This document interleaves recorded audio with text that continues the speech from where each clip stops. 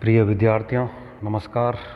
मैं डॉक्टर चंदन प्रकाश, लेक्चरर इतिहास विभाग, वीर विरमदेव राजकीय स्नातकोत्तर महाविद्यालय जालोर में अपने पर्सनल यूट्यूब चैनल पर आप सभी का हार्दिक स्वागत करता हूं। प्रिय विद्यार्थियों, आज हम BA part second year paper first के अंतर्गत मुगल बादशाह शाहजहाँ के प्रारंभिक जीवन एवं सिंहासनारोहण के बारे में अध्ययन करेंगे।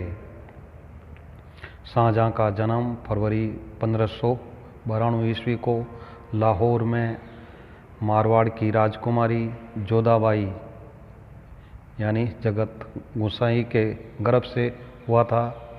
उसका बचपन का नाम खुर्रम था। अपने पितामह अकबर का सर्वप्रिय प्रपौत्र होने के कारण उसकी शिक्षा दीक्षा उसी की देखरेख में शुरू हुई। फारसी भाषा और साहित्य में उसकी विशेष रुचि थी। युद्ध कला और सैन्य संचालन में खुर्रम ने अपनी प्रतिभा का परिचय दिया। खुसरो के विद्रोह के अवसर पर खुर्रम को राजधानी की देखभाल के लिए नियुक्त किया गया था। उस समय उसे 8000 जात और 5000 सवार का मनसब दिया गया। खुसरो के विद्रोह के बाद से खुर्रम को गद्दी का उत्तराधिकारी समझा जाने लगा था। 1612 ईस्वी में उसका विवाह नूरजहाँ के भाई असफ खां की पुत्री अर्जुमंद बानो बेगम के साथ संपन्न हुआ और वह नूरजहाँ गुट का सदस्य बन गया। इसी गुट ने अगले 10 वर्ष तक मुगल साम्राज्य पर शासन किया। मेवाड़, कांगड़ा और दक्षिण के अभियानों में खुर्रम ने शानदार सफलताएं अर्जित की। उसे शाहजहाँ की उपाधि और 30,000 जात और 20,000 सवार का मनसब मिला, जो अपने आप में अभूतपूर्व था। वह भावी सम्राट समझा जाने लगा, परंतु उसके पश्चात उसकी कठिनाइयाँ आरंभ हो गई। नूरजहाँ ने शाहजहाँ की शक्ति को तोड़कर शहरयार का पक्ष लेना आरंभ कर दिया। तब खुर्रम को विवश होकर अपने पिता के विरुद्ध विद्रोह करना पड़ा, परंतु वह असफल हुआ और 1626 ईस्वी में उसे बादशाह की शर्तों पर समर्पण करना पड़ा। सिंहासनारोहण फरवरी 1628 ईस्वी। 1627 ईस्वी में जहांगीर की मृत्यु के समय शाहजहाँ दक्षिण भारत में था। इस समय उसकी सहायता उसके ससुर आसफ खां ने की। उसने साम्राज्य के प्रमुख अमीरों को खुर्रम की ओर कर खुसरो के पुत्र दावर बख्श को सम्राट घोषित कर दिया, ताकि गद्दी खाली न रहे, और शाहजहाँ को दक्षिण में सूचना भेजी कि वह शीघ्रता से दिल्ली पहुँचे।